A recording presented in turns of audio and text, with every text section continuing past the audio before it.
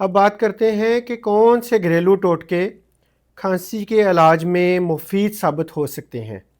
तो पहले नंबर पे गुड हाइड्रेशन, मतलब पानी का ज़्यादा इस्तेमाल करना। जब आप पानी ज़्यादा इस्तेमाल करते हैं तो उसकी वजह से बलगम नरम हो जाती है और वो सांस की नालियों से आसानी के साथ निकल सकती है, जिसकी वजह से खांसी में अफाका महसूस होता है। दूसरे नंबर पर नीम गर्म पानी के अंदर नमक डालकर उसके गरारे कर सकते हैं।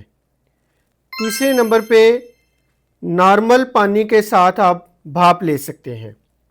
चौथे नंबर पर शहद का इस्तेमाल कर सकते हैं। और पांचवें नंबर पर सिगरेट, धुआं, धूल, मिट्टी, गिरदो गुबार, इनसे परहेज़ कर सकते हैं।